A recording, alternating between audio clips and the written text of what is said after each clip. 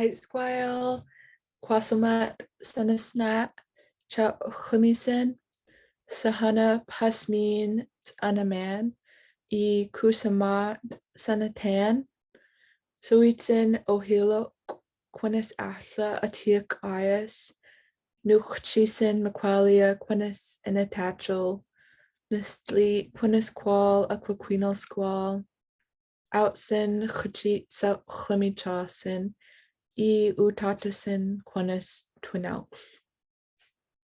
Aishka Atias Cheno Eight State. Good day, my friends and relatives. My traditional name is Kwaselmet. My English name is Sadie Olson. I am from the Lummi Nation. My father is Sahanat Pasmin, and his English name is Troy Olson. My mother is Kusamat, and her English name is Shirley Williams.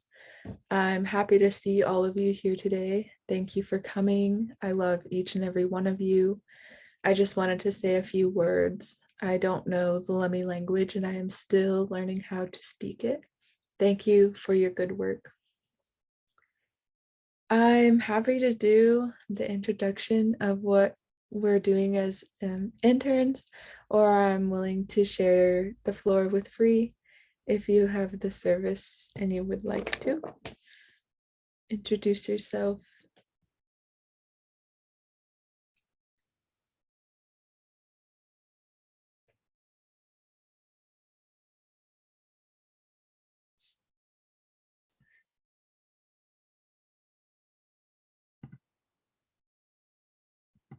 Oh.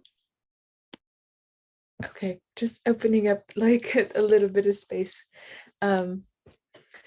So we're in week 7 of our air quality program. White Swan Environmental We has been serving as a host site for Northern Arizona University Institute for Tribal Environmental Professionals, the ITEP program. Our intern, Valerie Dornbos, is from the University of Oklahoma. The Northern Arizona University and we interns, or the NAU and we interns, have held 2 community meetings to build relationships, 1 survey with 438 results, 1 air quality TikTok challenge where you are invited to share an air quality tip or duet us in your traditional language at White Swan Environmental We. This is our 3rd air quality speaker series titled Indigenous Science and Air Quality.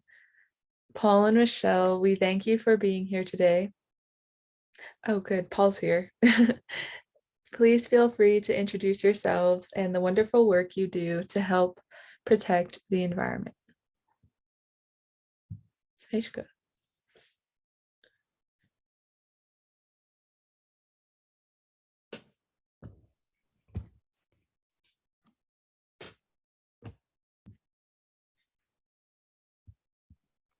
I guess I'll go. I'm sorry. I wanted to honor Mr. Paul to go first, if that's okay.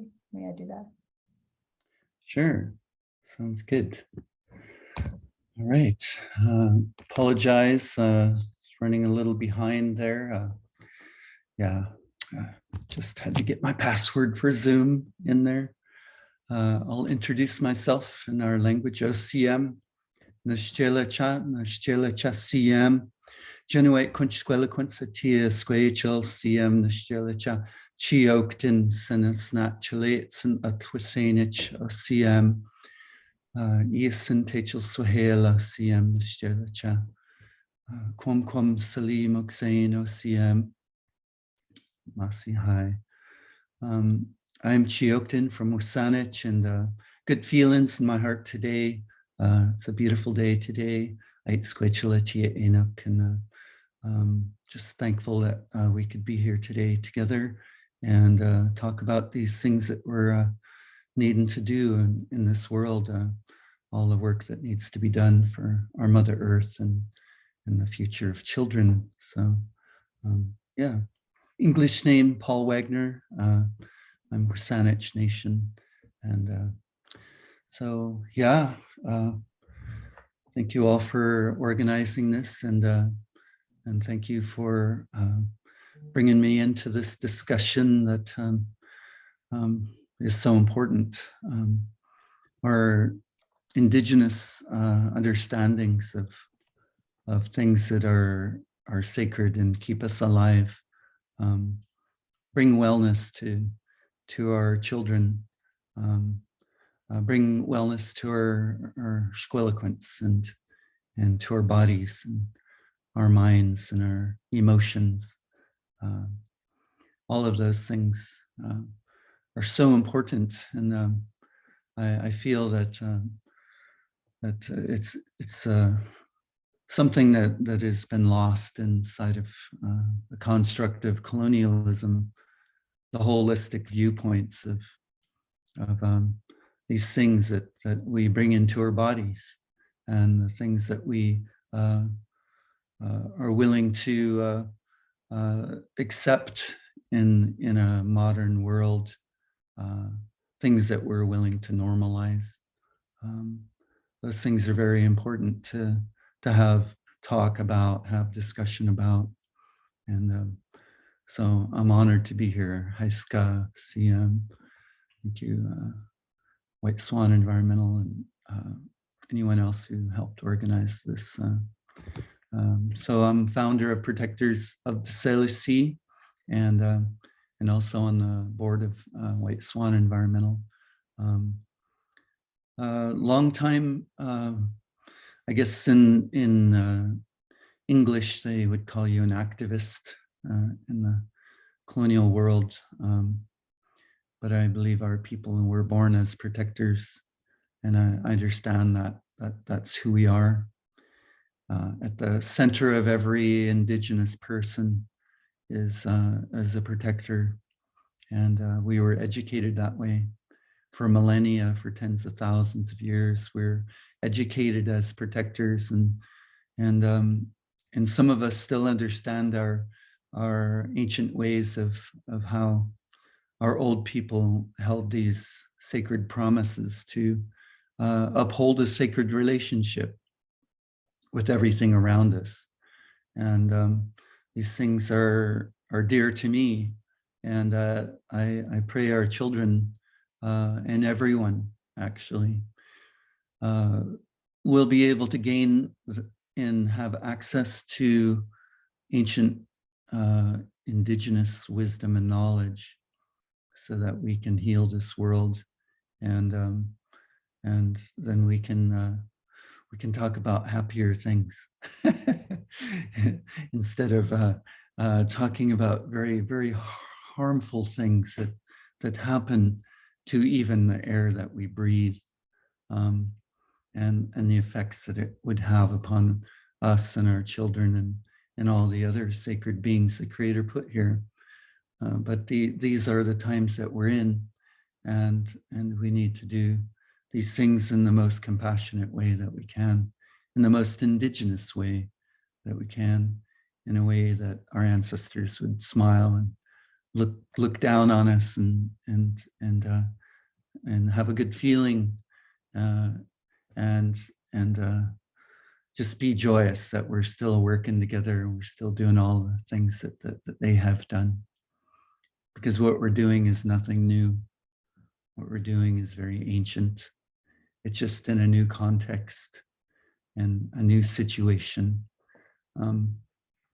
So yeah, our viewpoints and understandings about air quality and indigenous science.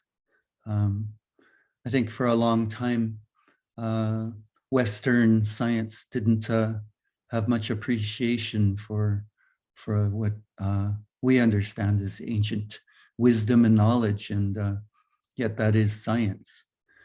And the observation deep in long-term science is the best science, science that has proven itself through long time periods is the most accurate science. And we have communed with the spirit of all beings here, gaining ancient wisdom and knowledge with these sacred beings that are our Mother Earth and did give birth to us. And for thousands and thousands of years, tens of thousands of years, and the things that we have learned are profound and they're beautiful. And so my mom Sasayata, she's a real jewel, and she's a woman warrior, and she has been standing up against the abuses of colonialism since she was a girl, and saw that that they just haven't been kind to us, and just haven't been kind to the things around and things that keep us alive. Let's just say it that way, because it's true. And it's not to hurt anyone or to offend anyone. We speak these things because they're our truths, and people can do whatever they want with them. But so yeah, she was born in the Chakatlang, in the smokehouse of her people, in the big house and spiritual, intellectual, spiritual houses of her people. And she was born there with the earth floors and cedar plank walls and open fires. And she was surrounded by elders. And we were rich people at that time. Yeah, we were rich people with love, rich people with ancient wisdom and knowledge. And so one of the things that her mom, Chakskamat, who was a midwife and a herbalist, a healer for her people, and brought many, many children into the world. One of the things that she told my mom as a little girl, in translation, because my grandmother never spoke English, she didn't have to. There was nothing that we could not say in our languages that needed to be said. And certain things that never should be said are now said in English. Certain constructs and philosophies and understandings of this world are now spoken. We easily speak them, even though they're against the culture, because we've been taught that way, or controlled that way, or conditioned that way. But I believe we chose to not have certain words to keep ourselves well and to keep this world well, to keep our understandings well. So anyways, yeah, that story that my mom learned from her mama is to me is one of the most profound teachings that we have. And it's so simple. And my grandmother, as a little girl with my mom was a little girl, and my grandma was there with the trees in her SÁNEĆ. And she said, "Do you always raise your hands to those trees?" My grandmother said to my mom, "You know why? Because they breathe out what we breathe in." And you know, that's our knowing, that all these beings around us, they keep us alive. They give us good medicine, and in that medicine is life, whether it be oxygen, whether it be just the good feelings that make our hearts feel comfortable and put our mind at ease and cause our bodies to be in good vibration, and not to have anxiety or stress as we do today, which they understand is very harmful for us. Even when you go to sleep and a car goes by your house, and it gives you not just the fact that they've consumed some oxygen inside an internal combustion engine, reducing the amount of life that enters your body, or giving you raw gas fumes and other types of particulates from these internal combustion engines, or CO2 that's emitted from it, causing wildfires that will put smoke in your lungs. Not just that, but just the sound of that vehicle. Scientifically, they know that causes you stress as you sleep, and that harms your ability for wellness. So our people have always understood wellness in this world. And so I tell children, when I story tell to them, I say, well, what is that the trees, we raise their hands to the trees because they breathe out what we breathe in. What is that? And they're, oxygen. I'm like, yes, is oxygen important? Like, yes, it's important. How important is it? It's really important. How really important? How really important is it? Okay, it's life or death. We receive a gift from this world around us, in the natural world. In every moment, these gifts that equate to life or death. And how many of you feel it's worth giving a little something back to? Raise your hands if you feel that. And they all raised their hands. They got it immediately. And so I give them an analogy. I say, well, imagine you have a friend and they're always giving you things, they're always gifting you foods, proteins, and vegetables and roots and things that heal you. And they're so good for you. They even give you some dark chocolate. It's fair traded, organic, and not even bitter. It's really so good. And they give you all these things every day. They give them to you. But imagine that you never thank them once. Imagine how long do you think they would continue to give you those gifts? And immediately one child says, not very long, and they're shaking their heads. I said, that is our knowing. That is our knowing. It's the ancient knowing of our people, that if you do not respect the gift will end. If you do not give reciprocity to what literally keeps you alive, and every single being out there is part of a system that keeps us alive, I believe. And I believe our people understood that and still do. And so yeah, we have to respect nature. We have to give something back to nature. And my grandmother also told my mom, so simple. And I love the simplicity of our ancient ways. You don't have to study with a guru forever, whatever it is, You just sit with the elders and listen to their stories. And my grandmother, she said, if you respect nature, nature will respect you back. And that is the truth of this world. That is natural law, if you will. That's indigenous Mother Earth natural law through tens of thousands of years of observation of how this world works and how we must be in a certain way to have a future for our children, a livable future. And so I tell children, I say, hey, if that's true, then the opposite is true. If we disrespect nature, nature will eventually disrespect us back.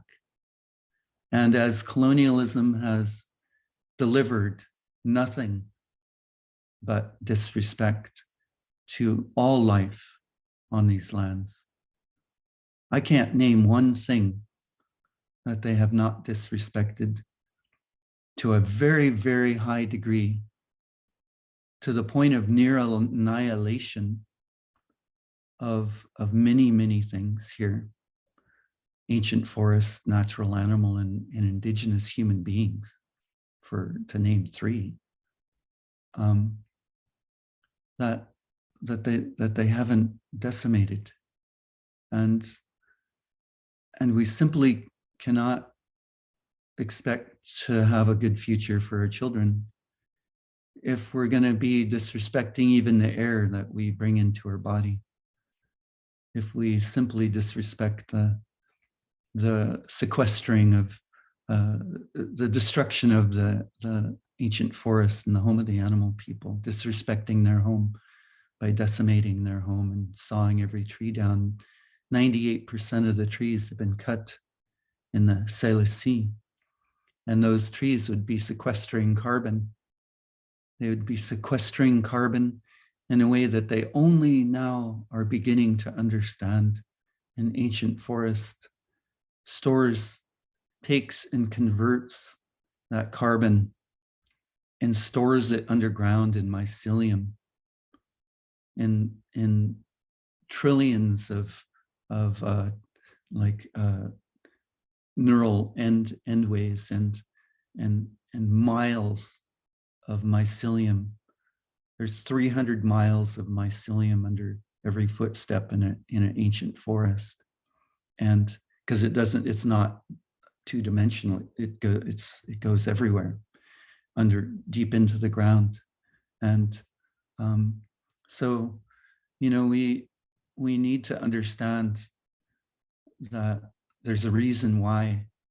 The reason why we never killed one ancient tree on our lands.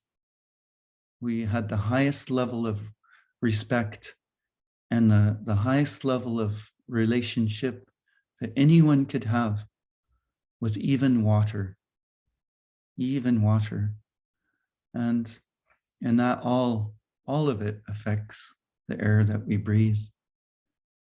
The air that we breathe in the last few years has been filled with fire smoke. We're breathing some fire smoke right now in our Salish Sea. I can see it when you look at the mountains. I saw it about 4 or 5 days ago, at the beginning of it, when they were not talking about it on the news. And if you look at the foothills, you look at the mountains, they're all mucked up, kind of orange and red.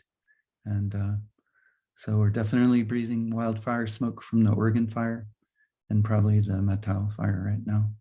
And that's the air that we're breathing. And there's a reason why we're stepping into an era where people will have to begin to normalize the breathing of smoke. And I pray that nobody normalizes these things, that we decide to become educated. If we can become educated in a holistic way, certainly colonialism can do that too. And they can see this world through Indigenous eyes, and they can experience this world through an Indigenous heart. And they have the ability to re-indigenize themselves so that their relationship is now good with all of these things that would give clean air to their children, so they don't have to smoke 3/4 of a pack of cigarettes every day, or some crazy thing they were talking about. It was something like, I don't know, 4 or 5 cigarettes a day, they were saying, when the deep smoke was here from those wildfires about 3-4 years ago, when that intense smoke was lingering here in the Seattle area.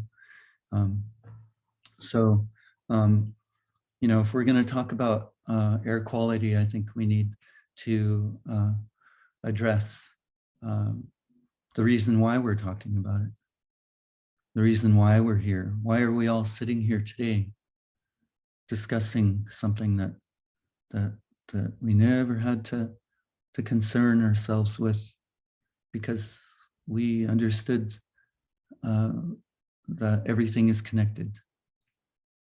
And we also understood our place amongst all other beings for tens of thousands of years, causing there to be peace, balance, and harmony. And yet we lack those things today. And so we're here discussing air quality and what we bring into our lungs. Wildfire smoke is a major concern. It diminishes our immune system, and then we're susceptible to things like COVID. And so environmental racism, it brings up the subject of environmental racism. And like Tacoma LNG, they're constantly always putting the most polluting, horrific things right next to, if not right on our treaty lands. March Point in Swinomish, one of the elders, she got up and spoke, and she said, you know, we never seceded this. This is in our treaty. In the treaty that we signed, you know, that gave everything away. This point here, March Point, is ours.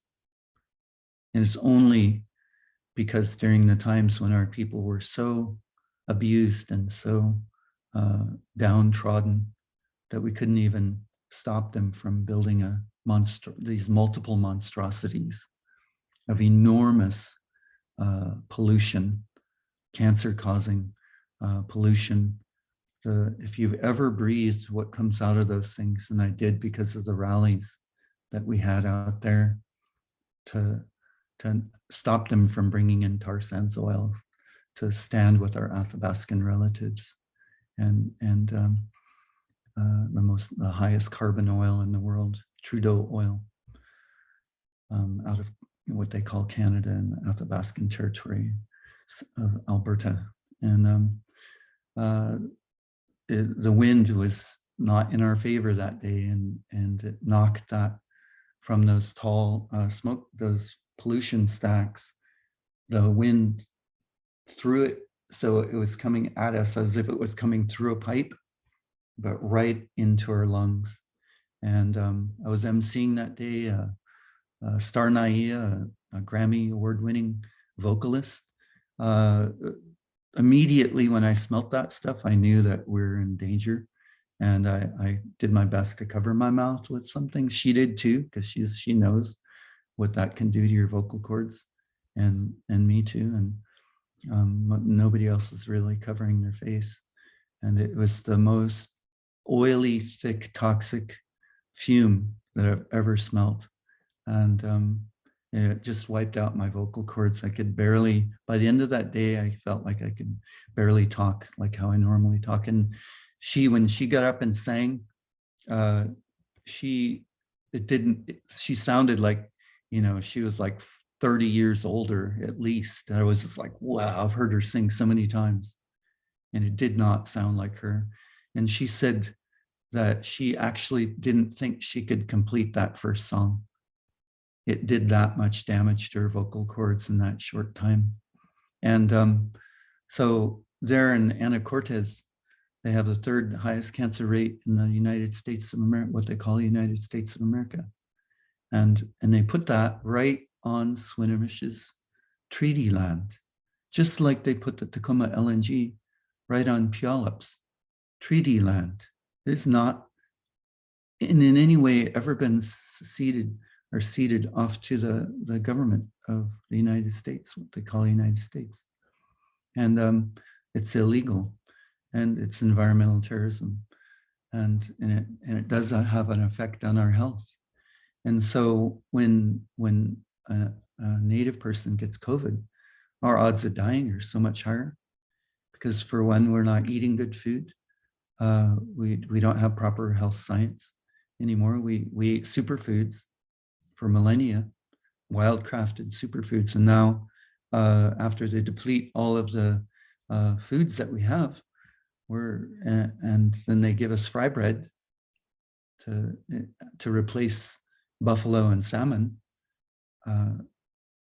then it really wipes us out. It really does a number on us, and totally destroys our body, actually, literally rots our body. Sugar rots your body, and that's mostly what our people consume, sugar and processed foods. And so, yeah, environmental racism and air quality are huge deals. Yeah, some of the other things that we deal with is, yeah, I think just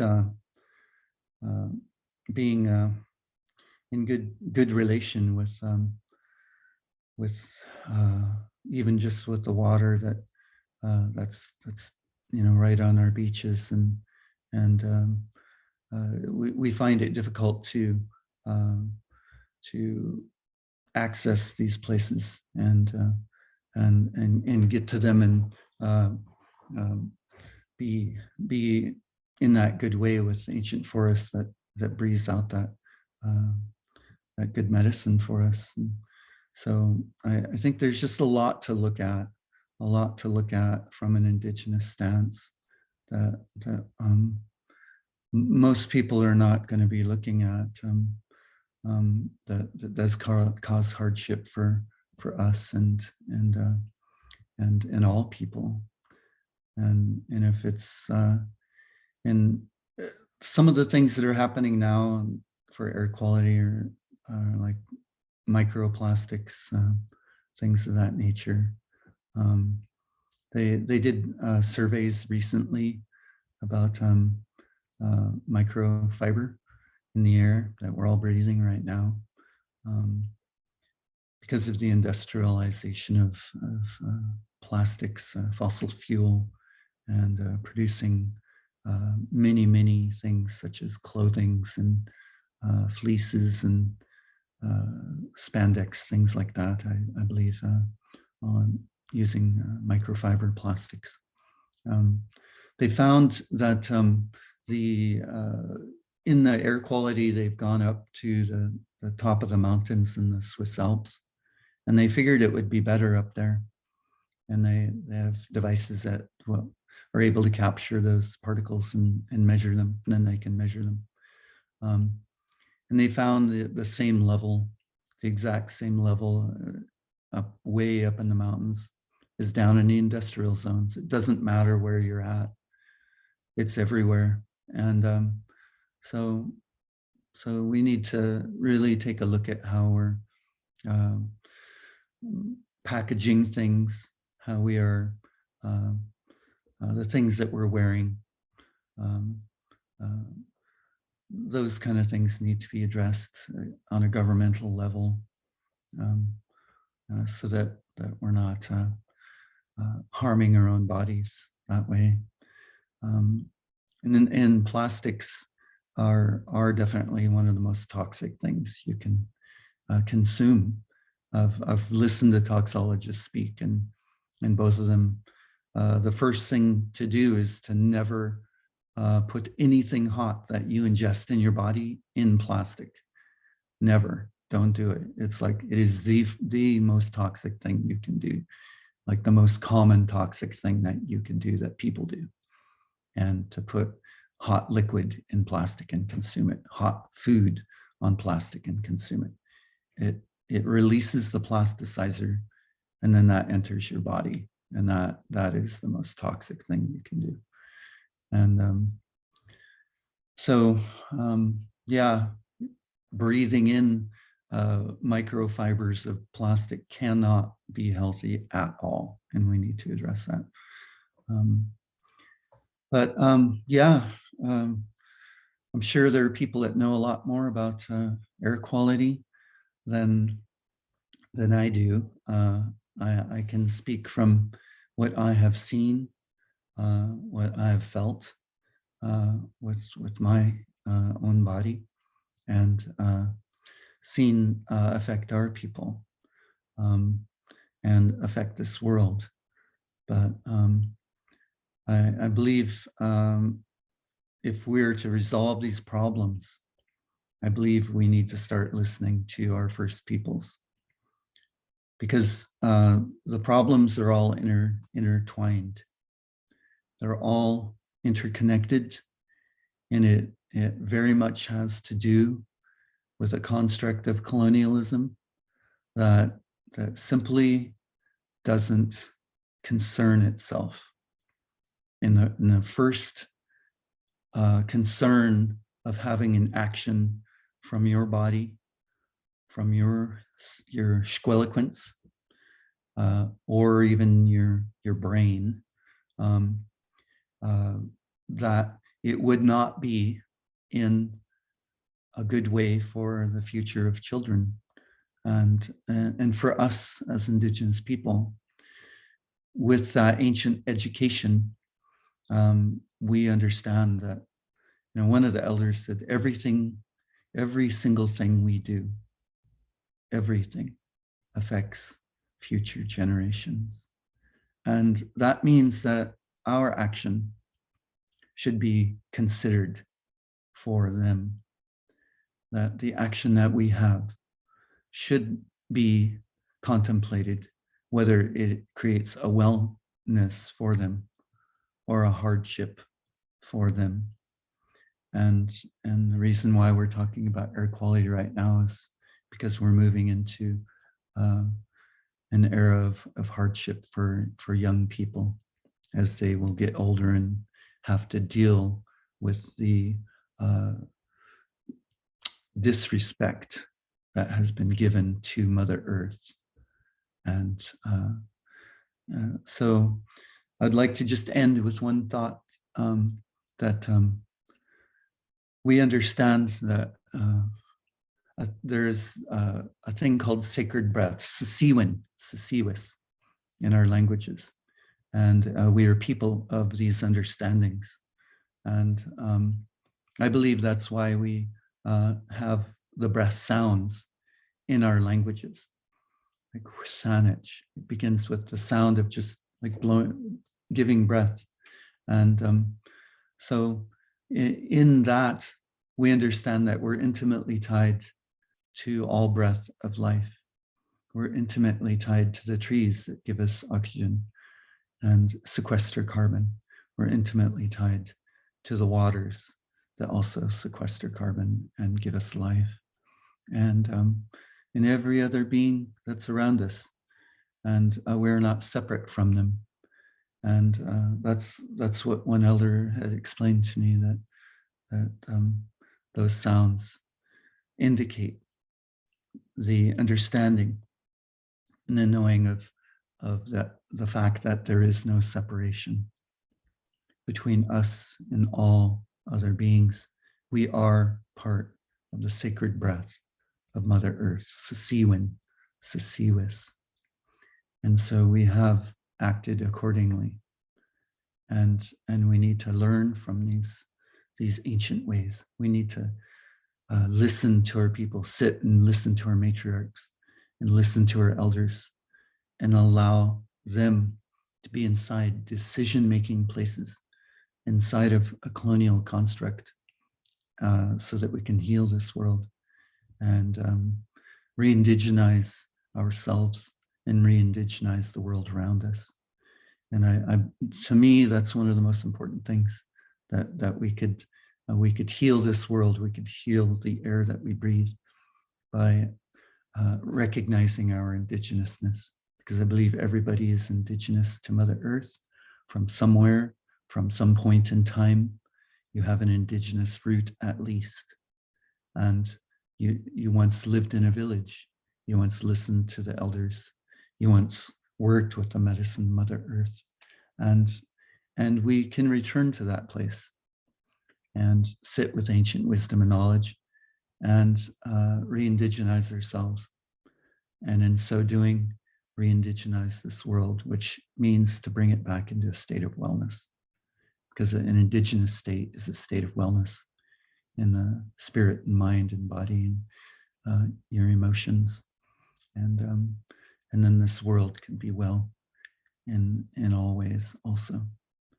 So Haiska CM, thank you for listening to a few words and feelings and thoughts that I had to share today. And I'll move on to whoever is going to be our next speaker. Hakwado, Mr. Paul, for those words. Before I introduce myself, that we all come together for a reason, and I think we're navigating a lot of trauma. And so Hakwado, for your words, like that's medicine and much needed.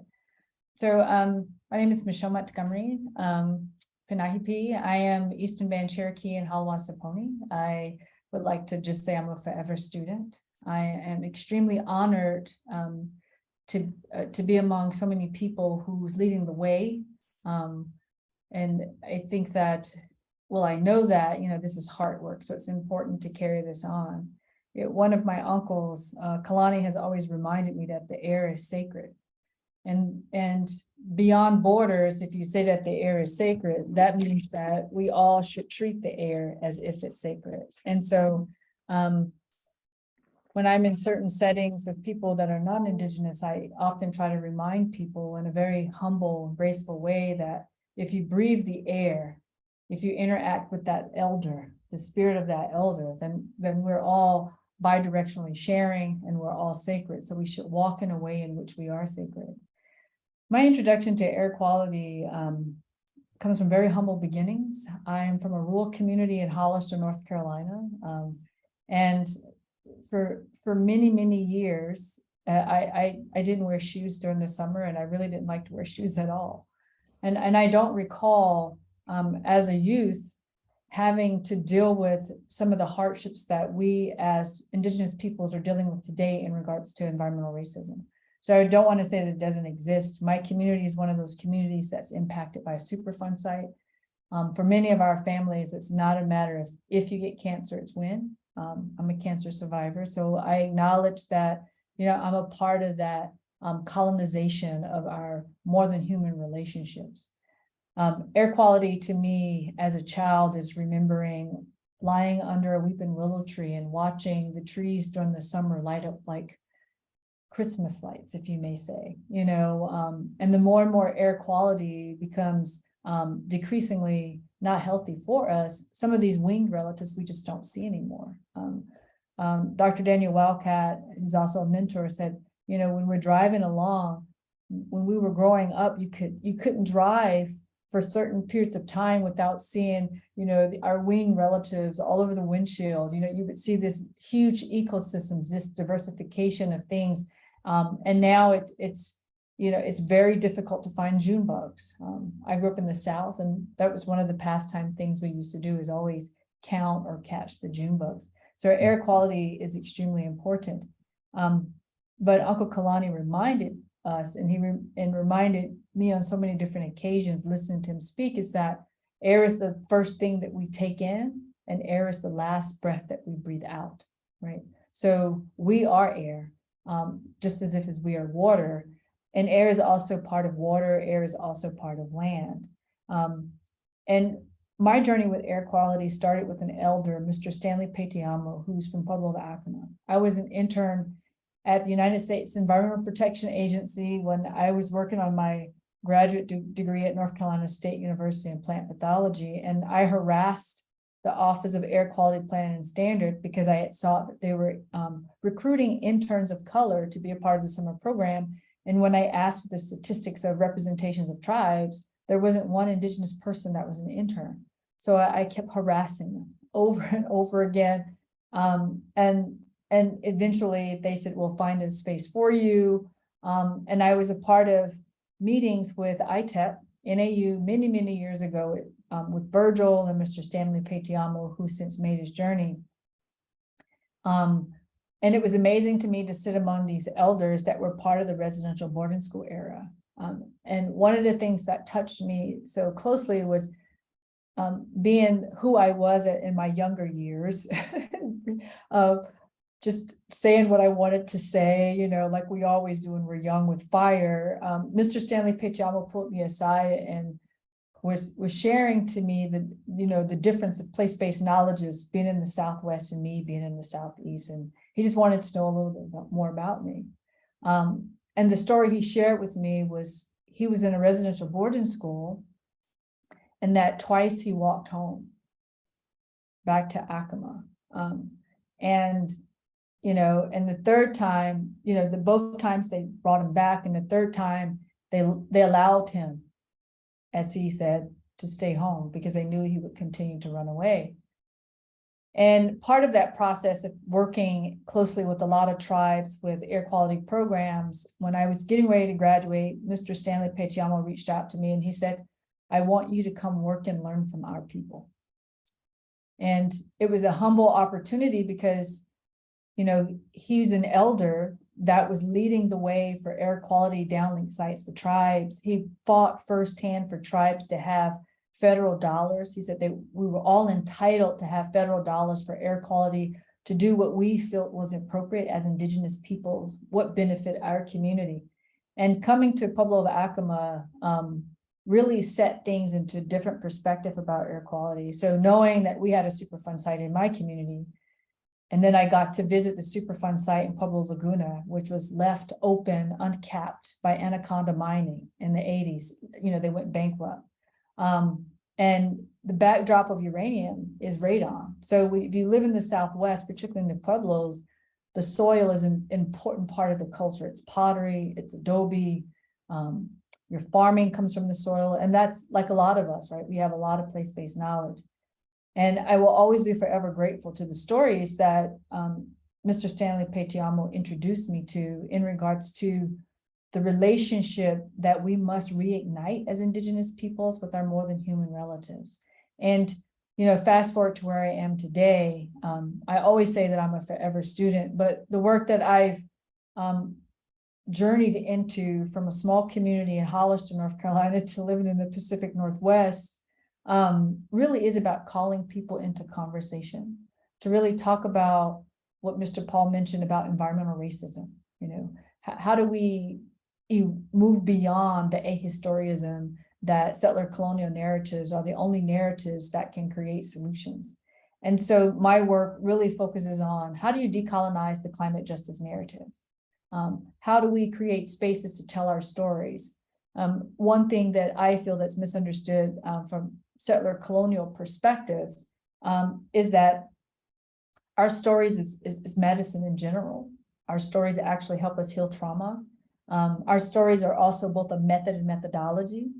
Our stories are a tool, they're interdisciplinary, and they carry with us the breath of our ancestors, right? So, you know, I often, you know, have to remind myself that I'm never alone, that my ancestors are always with me. The more I breathe, the more I have the opportunity, even today, you know, you rewind back in time, I have to ask myself, as an Indigenous woman, you know, how many opportunities would I have to be a part of these sorts of platforms to even have a voice? How safe would I be to be in public? I know in the city of Seattle, it was on the books that it was illegal for Indigenous people to be in the city of Seattle. In Vancouver in the 1940s, you actually had to have a permit as an Indigenous person to be in the city of Vancouver. And when you subtract the time from that, that's not too long ago. And when you think about the violence that we've experienced as Indigenous peoples, it is definitely connected, as Mr. Paul has said, to the environment. And what I love so passionately to do is to constantly remind myself and others is that there's a responsibility of the ask. When you ask us as Indigenous peoples, what is our opinion? How can we share? What can we do to be a part of the movements that we have? You know, the responsibility of the ask also comes with the responsibility of knowledge. So when we share, it's sharing in a way that we're acknowledging that we're sharing knowledge because we have a responsibility to share those stories, to share that history. And so therefore we're decolonizing the narrative. We're also explaining that we have a profound responsibility to our more than human relationships. We have a profound responsibility to always remember that there were so many people within our ancestral line that didn't have the opportunity to do what we do today. And so it's an honor to be able to be on this platform. And part of climate justice to me is always asking, what does justice demand? You know, and looking at the power of words. So when you look at settler colonial words, in many of our languages, there isn't a word for research, right? In many of our languages, I is not written or pronounced as I, as in the Western dialect. We're always, you know, encouraged and always taught to use we, not I, we, what we do. And so being so humbly grateful for where I am today and a lot of mentors that I've had, it really is moving forward the we, you know, how can we uplift voices, just like the platform you all have, uplifting voices of Indigenous peoples. We're providing a space for the Indigenous Speaker Series as part of the climate justice movement as well. And it really is about how do we invite people to hear as many Indigenous knowledges as we possibly can, you know, while also decolonizing the thought process that we can't find synergies in knowledges, right? That we can't find synergies in place-based knowledges, regardless of where we are geographically speaking. So how do we come together? How do we call people into conversation with grace and humility to agree to disagree, but to find synergies for a solution? And we are in a crisis, but my hope is that it's about planting the seed. I have acknowledged that the words and wisdom in which has been shared by Mr. Paul and many of our other elders and people that have so much knowledge to share, it really is about planting the seed. And when we plant the seed, we must also pay close attention to our tree relatives, right? You know, we may not see the tree grow, the seed grow, to be germinated, but it's the whole concept of planting the seed. You know, how do we provide opportunities of varying different knowledge systems so people can, as I say, increase their tool belts. So the tool belts to help with what type of issues that we're having. What's the reciprocity of knowledge? What's the respect of knowledge? And how do we nurture relationships? So we're in this huge forest fire, if I may use that analogy. And I'm always reminded that I have to focus on the portion of that forest fire with the hope that my actions, although I'm not perfect, that my actions will have that ripple effect, right? People will realize that, you know, Western societies, Western knowledge bases has colonized the mindset to think that, you know, there's always a solution, right? An instant gratification solution, that it's like looking up things on Google, instantly there's the answer. And when we talk about indigenous knowledge systems, when we talk about place-based knowledges, when we talk about our more than human relationships and the responsibilities of those particular things, it isn't instant. Everything happens gradually, as they should. The watch in which I'm wearing is not real time. That's Western time. You know, things happen when they're supposed to happen. When we ask the Creator to help guide us, to give us strength, to do the things that we're supposed to do. I'm also reminded when we talk about decolonizing the narrative and calling people into conversation, is that when I say my morning and evening prayers, I only ask for what I need for that day. And then I ask the Creator to give me the strength to guide me to do as I'm supposed to do. And so when you start talking about the, you know, a more colonial way of doing things, it's always going from A to Z too fast, right? And in between, you miss those solutions. And in between, you erase people, right? You erase the narrative. We know that King County is talking about how do we come up with a solution for the heat, right? How do we come up with better infrastructure? How do we create more green spaces? And what does that mean? But we also know in King County, there's a lot of privilege, right? To even have that conversation of how do we create solutions is a privilege. Or when you look into a lot of marginalized communities, in particular indigenous communities, we're dealing with day-to-day survival, right? In a lot of situations. And so how do we call people into conversation so that those particular narratives are also part of the planning? And so climate justice to me, again, goes back, what does justice demand? Who's at the table? Who's not at the table? Who's erased when they're at the table? Who's been invited at the table for the sake of, but they're still erased, right? And how do we take this knowledge from the very beginning? We know that we have lots of our youth that should be a part of the conversation, and we're leaving them with a huge responsibility, right? So how do we take climate justice and infuse it into K-12 curricula in public schools? How do we move outside of our communities to teach the lessons? How do we make this more visible, you know? And how do we open our hearts to acknowledge that and when we're in these settings, when we're talking about air quality and how all these things are interconnected to our historical trauma, to the current movements that we need to have to actually protect our more than human relationships, how do we bring our whole selves? So when we talk about decolonizing the narrative, it's also about how do we bring our whole selves? Or how do we bring those parts of ourselves that we can bring? And how do we move beyond the belief systems that if we're not 100% together, emotionally, spiritually, physically, all those different things, that we're only a part of us, right? So for Indigenous peoples and also other marginalized populations, it really is being able to put those pieces together, those best foot forwards, to actually have these particular conversations. And when I first moved to the Pacific Northwest, things have changed drastically since 2009. I now live on the Olympic Peninsula. We're in a heat bubble, you know, and you look around and in the water and at different areas, and you really worry about the ecosystems. I really worry about, you know, what the future will hold for us. But in the process of worrying, we also have to figure out ways to have conversations, you know, conversations that many people feel are uncomfortable, right? And another thing about climate justice and decolonizing the narrative is moving beyond performative, right? So you see a lot of different situations where, you know, outside of our communities, people are having performative or transactional relationships with Indigenous peoples to gain Indigenous knowledge. So then it could be co-opted and used in ways in which are not particularly place-based. So when I think of air quality and I think of climate justice, it really is about, we need to go back to the beginning, right? As Mr. Paul has said, we need to allow Indigenous peoples to be who we are, you know.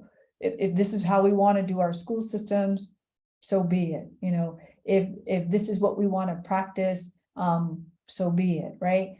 Because we know that one of the major factors when we're talking about decolonizing the narrative, in particular air quality, it's in our public school systems.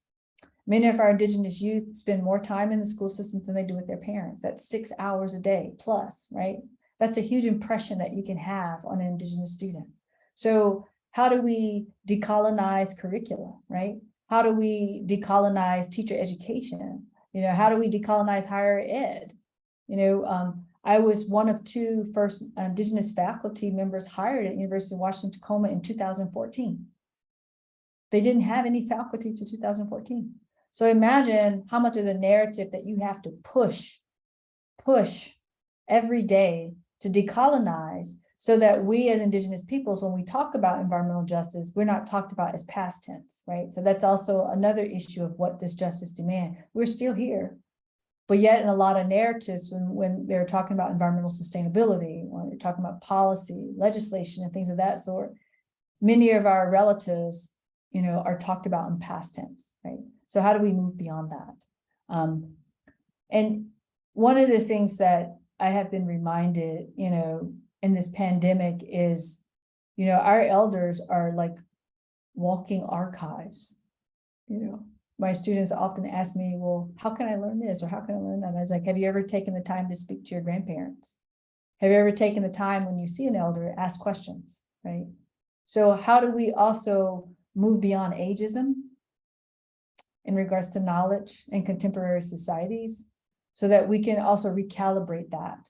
Because there's a lot of ageism, and then it's just not for our elders, but it's also our youth. And when you look at some of the more global international leaders, boy, our youth are doing some beautiful things, right? And so how do we really go back to what is the responsibility of the ask? You know, what is the responsibility of knowledge?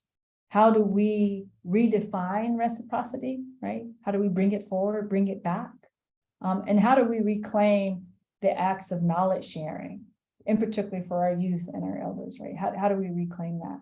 And I thank Stanley Petiamo for that. Having that conversation with him, inviting me to come out to Pueblo of Acoma, you know, in the 90s, and seeing the actual, you know, the difference from the geographical territories in which I come from, and actually talking through, what does that mean to talk about air quality? What does that mean to actually have actions for air quality? And Mr. Stanley Petiamo taught me, he says, you know, he says settlers view air different than we do. Let me explain to you why. And the more he talked about it, and the more he processed that important storytelling with me, it changed my world in regards to how I view air quality. And I'm also very grateful to my mentors as well, other mentors, when we talk about those unique relationships that we have with air, right?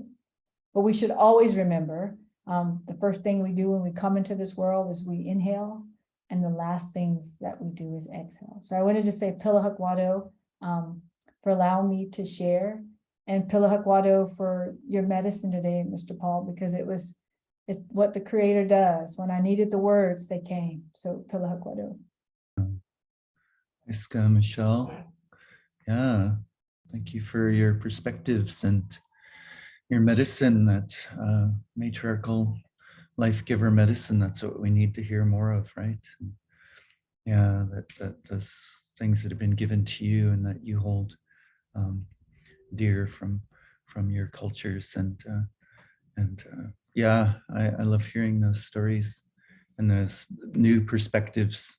Yeah, a new way to look at similar things that have been spoken to us from a different place on Mother Earth, but to speak of the same thing, our relationship, yeah, and the importance of our place. Yeah, yeah, yeah, and yeah. That's my. I just want to leave with just like that one last thought, that the contrast between colonialism and indigenousness doesn't necessarily come together at all. Like we have to be able to see colonialism as something that needs to be healed, and be as prayerful as we can as we work to heal it. And I pray that colonialism can view and hear and sit with the words from our ancestors of ancient wisdom and knowledge, such as the things that you've given us here today, so that this world can heal, so that the children have a bright future, and Mother Earth as well, once again, to sustain us. And yeah, I think that that contrast is very stark, and we can learn from that ancient word, I guess. Yeah, and come together around it, and talk about it. And I love that you brought up the idea of inside of the educational systems. I've always felt that also, and thank you for mentioning that, of the settler colonial education systems, that there should be curriculum, I believe, should be of wisdom, because we held and spoke so much wisdom inside of our education systems, of elders raising children, not parents, for millennia. So you get the deepest wisdom given to the child. Now near children raise children. Yeah, usually parents are young. They're like children in, no offense, but I refer to it as an adolescent society. We were elder society people, because we were raised by elders, and we had many elders. And so, yeah, we've been referred to, and our people have referred to, and I see that we're elder society people. And I pray that this world can return to an elder society way. We can move beyond these things that would keep us away from having a good relationship. Simply just having a good relationship with all beings. Yeah. Yeah. So thank you, Michelle. CM. Yeah. Yeah.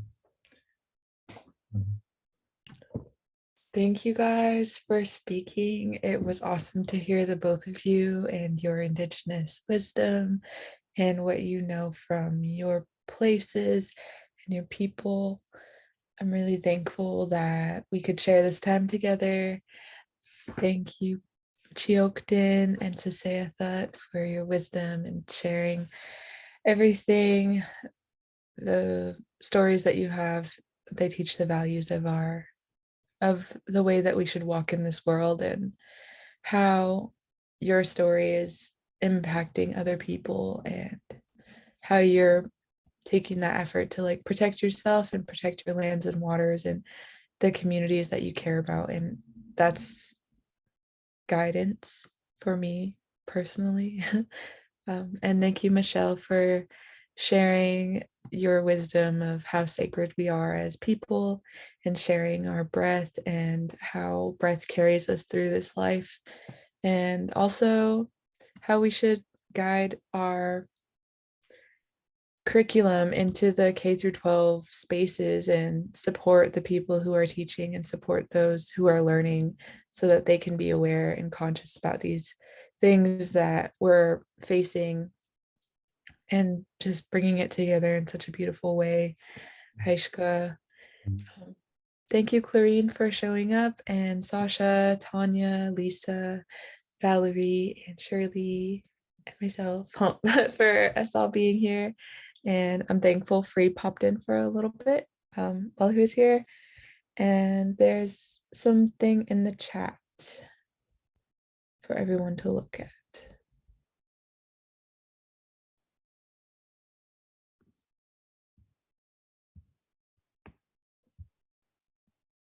Thank you, everyone. I really appreciate you both being here and sharing your voices and your story. They're very profound that you will take the time to be with us and to support our community in this process. And it's absolutely right, trying to give Indigenous peoples the platform to be able to speak. And it's not an easy job. It's very,